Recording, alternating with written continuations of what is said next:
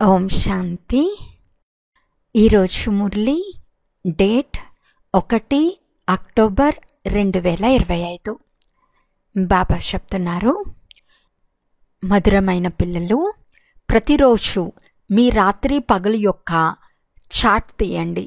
Dairy ఉంచుకుంటే ఎక్కడా నష్టపోరాదు అనే భయం ఉంటుంది.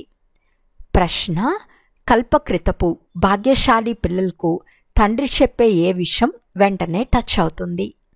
జవాబు: తండ్రి ప్రతిరోజు స్మృతి చేసేందుకు ఏ యుక్తులు చెప్తారో అవి భాగ్యశాలి పిల్లలకి టచ్ అవుతూ ఉంటాయి. వారు వాటిని వెంటనే అమల్లోకి తెస్తారు. తండ్రి చెప్తారు, పిల్లలు కొంతసేపు తోటలోకి వెళ్ళి ఏకాంతంలో కూర్చోండి. బాబాతో మధురాతి మధురంగా మాట్లాడండి. చాటు ఉంచుకుంటే మీ ఉన్నతి జరుగుతూ ఉంటుంది. ఓం శాంతి. సైనికులను అంటే మిలిటరీ వారిని మొట్టమొదట అటెన్షన్ ప్లీజ్ అని సావధానపరుస్తారు. తండ్రి కూడా పిల్లలతో స్వయాన్ని ఆత్మ అని నిశ్చయం చేసుకుని తండ్రిని స్మృతి చేస్తూ ఉంటారా అని అడుగుతారు. తండ్రి ఈ జ్ఞానాన్ని ఈ సమయంలోనే ఇవ్వగలరని పిల్లలకు అర్థం చేయించారు. తండ్రియే చదివిస్తారు. భగవాను వాచ కదా. భగవంతుడు ఎవరు అనేదే ముఖ్యమైన విషయం. ఎవరు చదివిస్తారు? మొదట ఈ విషయం అర్థం చేసుకుని నిశ్చయం చేసుకోవలసి ఉంటుంది. తర్వాత అతీంద్రియ సుఖంలో కూడా ఉండాలి. మాకు అనంతమైన తండ్రి లభించారని ఆత్మ చాలా సంతోషించాలి. వారసత్వం ఇచ్చేందుకు తండ్రి ఒక్కసారి మాత్రమే వచ్చి కలుస్తారు. దేని వారసత్వం? విశ్వ సామ్రాజ్యాధికారపు వారసత్వాన్ని ఇస్తారు. 5000 సంవత్సరాల క్రితం వల్లే ఇస్తారు. తండ్రి వచ్చి ఉన్నారని పక్కా నిశ్చయం ఉంది. మళ్ళీ రాజయోగం నేర్పిస్తారు. నేర్పించాల్సి ఉంటుంది. పిల్లలకు నోటి ద్వారా అమ్మా నాన్న అనే మాటలు వాటంతటా అవే మొదలవుతూ ఉంటాయి. ఎవరు నేర్పించరు. ఎందుకంటే ఈ మాటలైతే వింటూ ఉంటారు కదా. వీరు ఆత్మిక తండ్రి. ఆత్మకు ఆంతరంగిక గుప్తమైన నశ ఉంటుంది. ఆత్మయే చదువుకోవాలి. పరంపిత పరమాత్మ అయితే జ్ఞానసాగరులుగానే ఉన్నారు. వారేమీ చదువుకోలేదు. వారిలో నాలెడ్జ్ ముందే ఉంది. ఏ నాలెడ్జ్? ఇది కూడా ఆత్మలైన మీరు అర్థం చేసుకున్నారు. తండ్రిలో మొత్తం సృష్టి ఆది మధ్య అంతాల పూర్తి నాలెడ్జ్ ఉంది. ఒకే ధర్మస్థాపన ఎలా అవుతుందో, అనేక ధర్మాల వినాశనం ఎలా జరుగుతుందో ఇదంతా వారికి తెలుసు. అందువలన వారిని సర్వజ్ఞులు అని అనేస్తారు. సర్వజ్ఞులు అంటే అర్థమేమిటి? ఇది ఎవ్వరికీ కొంచెం కూడా తెలియదు. ఇప్పుడు పిల్లలైన మీకు తండ్రి అర్థం చేయించారు. ఈ స్లోగన్ కూడా తప్పకుండా వేయించండి. మనుషులై ఉండి రచయిత రచనల ఆది మధ్య అంతముల డ్యూరేషన్, రిపిటేషన్ అంటే పునరావృతం గురించి తెలియకపోతే ఏమనాలి? పునరావృతం అనే పదం కూడా చాలా అవసరం. కరెక్షన్ అయితే జరుగుతూ ఉంటుంది కదా. గీతా భగవానుడు ఎవరు? ఈ చిత్రం చాలా ఫస్ట్ క్లాస్గా ఉంది. మొత్తం ప్రపంచంలో ఇది అన్నిటికంటే నెంబర్ 1 తప్పు. పరంపిత పరమాత్మను తెలుసుకోని కారణంగా అందరూ భగవంతుని రూపాలే అని అంటారు. ఎలాగైతే చిన్నపిల్లలను మీరు ఎవరి పిల్లలు అని అడిగితే ఫలానా వారి పిల్లలము అని చెప్తారు. ఫలానా ఎవరి పిల్లవాడు అని అడిగితే ఫలానా వారి పిల్లవాడు అని చెప్తారు. అతడు మా పిల్లవాడు అని అంటారు. అలాగే ఇక్కడ కూడా భగవంతుని తెలుసుకోనందున మేమే భగవంతుడు అని అంటారు. ఎంతో పూజ కూడా చేస్తారు. అయినా అర్థం చేసుకోరు. బ్రహ్మరాత్రి అని కీర్తిస్తున్నప్పుడు బ్రాహ్మణీల రాత్రి కూడా తప్పకుండా ఉంటుంది. ఇవన్నీ ధారణ చేయాల్సిన విషయాలు. ఇది కూడా యోగంలో ఉన్నవారికే ధారణ అవుతుంది. స్మృతినే బలం అని అంటారు. జ్ఞానమైతే సోర్స్ ఆఫ్ ఇన్కమ్ అంటే ఆదాయానికి మూలం. స్మృతి ద్వారా శక్తి లభిస్తుంది. ఆ శక్తితో వికర్మలు వినాశనమవుతాయి. మీరు బుద్ధి యోగాన్ని తండ్రితో జోడించాలి. ఈ జ్ఞానం తండ్రి ఇప్పుడు మాత్రమే ఇస్తారు, మరి ఇంకెప్పుడూ లభించదు. తండ్రి తప్ప ఇంకెవ్వరూ ఇవ్వలేరు. మిగిలినవన్నీ భక్తి మార్గంలోని శాస్త్రాలు, కర్మకాండల క్రియలు. వాటిని జ్ఞానమని అనరు. స్పిరిచువల్ నాలెడ్జ్ అంటే ఆత్మిక జ్ఞానం ఒక్క తండ్రి వద్ద మాత్రమే ఉంది. దానిని వారు బ్రాహ్మణులకు మాత్రమే ఇస్తారు.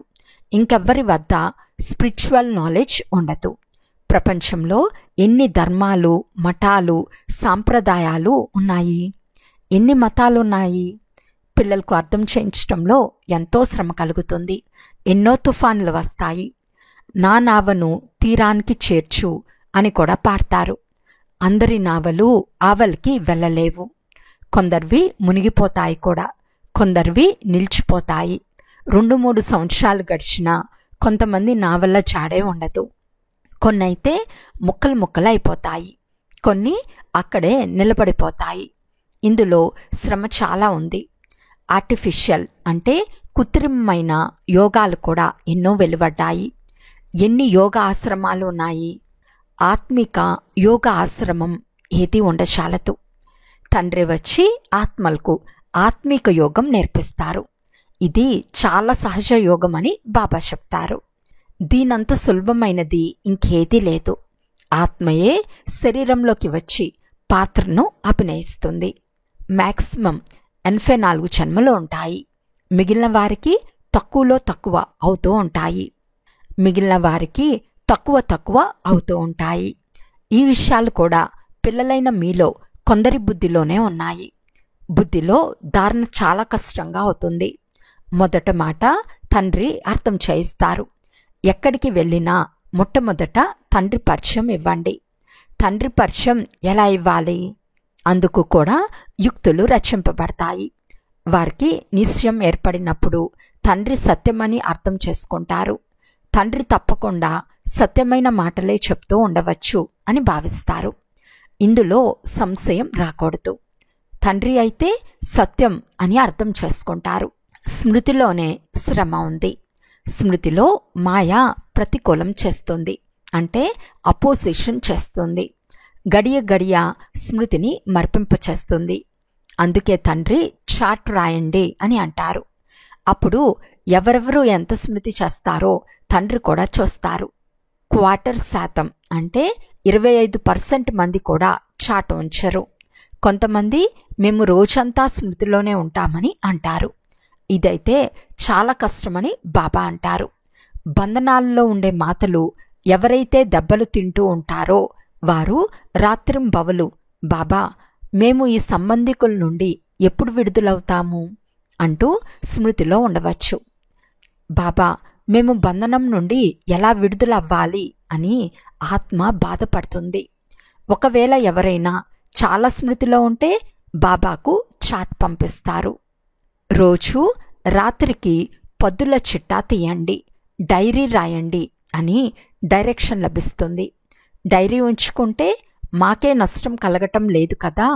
బాబా చూస్తే ఏమంటారు? ఇంత మోస్ట్ బిలవర్డ్ తండ్రిని ఇంత సమయమే స్మృతి చేస్తారా అని భయం ఉంటుంది. లౌకిక తండ్రిని, భార్యని మీరు గుర్తు చేసుకుంటారు. నన్ను ఇంత కొంచెం కూడా స్మృతి చేయరు. నన్నైతే కొంచెం కూడా స్మృతి చేయరు. చాట్ రాసుకుంటే మీకే సిగ్గు అనిపిస్తుంది. ఇటువంటి పరిస్థితుల్లో నేను పదవి పొందలేనని మీకు తెలుస్తుంది. అందుకే తండ్రి చాట్ పెట్టమని ఒత్తి చెప్తున్నారు. తండ్రిని మరియు 84 జన్మల చక్రాన్ని గుర్తు చేసుకుంటే చక్రవర్తి రాజుగా అవుతారు. తమ సమానంగా చేసినప్పుడు ప్రజలపై రాజ్యం చేస్తారు. ఇది నరుడి నుండి నారాయణునిగా అయ్యే రాజయోగం. ఇది మీ ఎయిమ్ ఆబ్జెక్ట్. ఎలాగైతే ఆత్మను చూడలేము కానీ అర్థమవుతుందో అలా ఇతనిలో ఆత్మ ఉంది అని కూడా అర్థమవుతుంది. ఈ లక్ష్మీనారాయణులకు తప్పకుండా రాజధాని ఉంటుంది. వీరు అందరికంటే ఎక్కువ శ్రమ చేశారు. ఇప్పుడు స్కాలర్షిప్ పొందారు. వీరికి తప్పకుండా చాలామంది ప్రజలుంటారు. ఉన్నతమైన పదవిని పొందారు అంటే తప్పకుండా యోగం చాలా చేశారు. అప్పుడు గౌరవప్రదంగా పాస్ అయ్యారు. మా యోగం ఎందుకు కుదరటం లేదో అందుకు కారణం కూడా వెతకాలి. వ్యాపారం మొదలైన చిక్కుల్లోకి బుద్ధి చాలా ఎక్కువగా వెళ్తూ ఉంటుంది. దాని నుండి సమయం తీసుకుని ఈ వైపు ధ్యానం ఎక్కువగా ఉంచాల్సి ఉంటుంది. కొంచెం టైం తీసుకుని తోటలో ఏకాంతంగా కూర్చోవాలి. ఫిమేల్ అయితే వెళ్ళలేరు. వారైతే ఇల్లు సంభాళించాల్సి ఉంటుంది.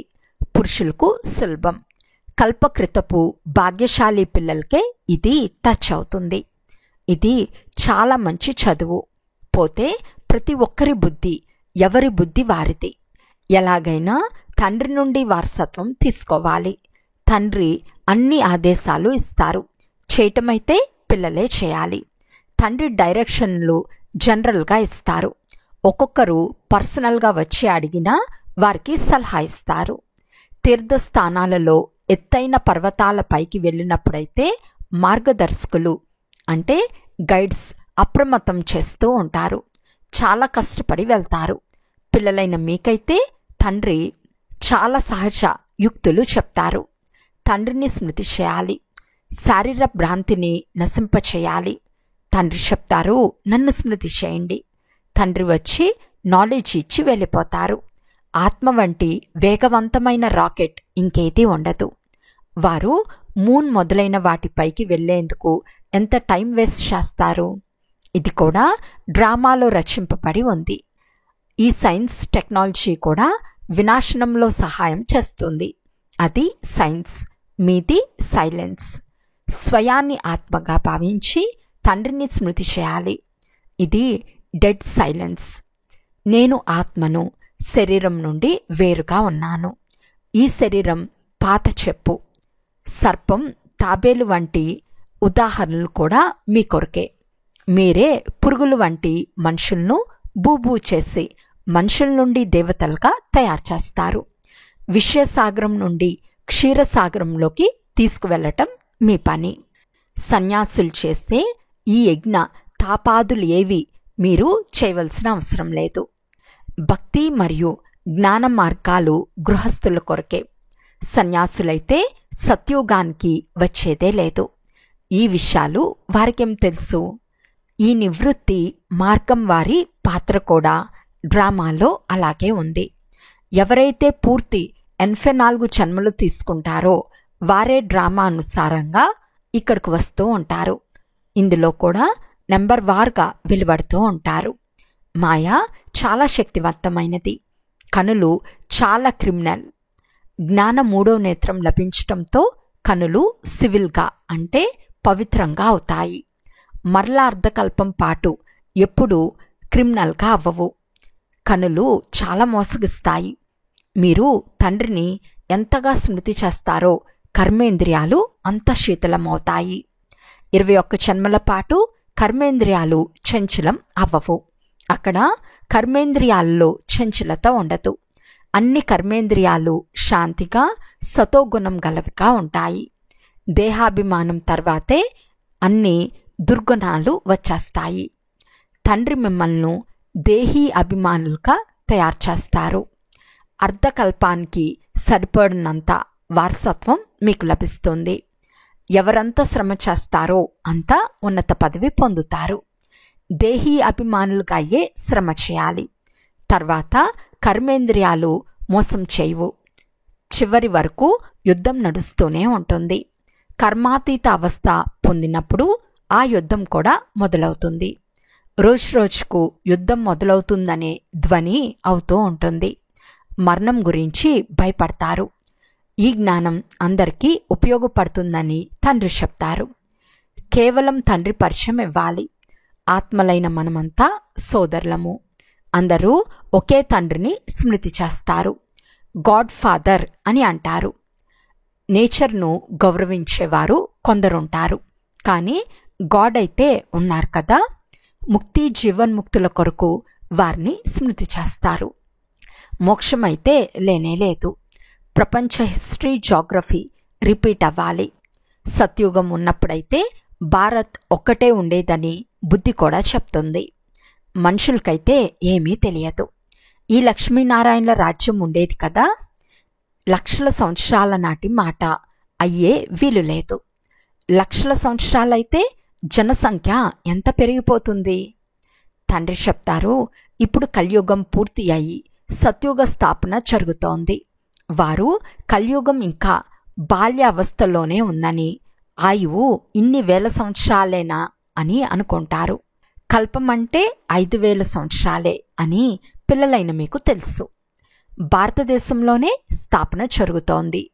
భారతఖండమే ఇప్పుడు స్వర్గంగా అవుతోంది. మనం శ్రీమతంను అనుసరించి ఈ రాజ్య స్థాపన చేస్తున్నాము. ఇప్పుడు తండ్రి నన్నే స్మృతి చేయండి అని చెప్తున్నారు. మొట్టమొదట ఈ మాటే చెప్పండి. తండ్రి అని నిశ్చయం అవ్వనంత వరకు ప్రశ్నలు అడుగుతూనే ఉంటారు. ఇంకా ఏదైనా ప్రశ్నకు సమాధానం లభించకపోతే వీరు భగవంతుడు చదివిస్తున్నాడు అని చెప్తారు. కానీ వీరికి ఏమీ తెలియదని అనుకుంటారు. కనుక మొట్టమొదట ఒకే మాట మీద నిలబడి ఉండండి. మొదట తండ్రిని గురించి నిశ్చయం చేయించాలి. ఖచ్చితంగా ఆత్మలందరి తండ్రి ఒక్కరే. వారే రచయిత. కనుక వారు తప్పకుండా సంగం యుగంలోనే వస్తారు. తండ్రి చెప్తారు, నేను యుగ యుగంలో రాను, కల్పం యొక్క సంగం యుగంలోనే వస్తాను. నేనే నూతన సృష్టి రచయితను. కనుక మధ్యలో ఎలా వస్తాను? నేను పాత మరియు కొత్తల మధ్యలోనే వస్తాను. దీనిని పురుషోత్తమ సంగం యుగమని అంటారు. మీరు పురుషోత్తములుగా కూడా ఇక్కడే అవుతారు. లక్ష్మీనారాయణులు అందరికంటే ఉత్తమ పురుషులు. ఎయిమ్ ఆబ్జెక్ట్ ఎంత సహజంగా ఉంది. ఇది స్థాపన అవుతూ ఉందని అందరికీ చెప్పండి. పురుషోత్తమ అను పదం తప్పకుండా ఉంచమని తండ్రి చెప్తున్నారు. ఎందుకంటే మీరు కనిష్ఠుల నుండి పురుషోత్తములుగా అవుతారు. ఇటువంటి ముఖ్యమైన విషయాలు మర్చిపోరాదు. ఇంకా నూతన సంవత్సరం తేదీ కూడా తప్పకుండా రాయండి. ఇక్కడ మీ సామ్రాజ్యం ప్రారంభం నుండే మొదలవుతుంది. ఇతరులది మొదటి నుండి ఉండదు. అక్కడ ధర్మస్థాపకులు వచ్చినప్పుడు వారి వెనుక వారి ధర్మం వృద్ధి చెందుతుంది. కోట్ల మంది తయారైనప్పుడు సామ్రాజ్యం నడుస్తుంది.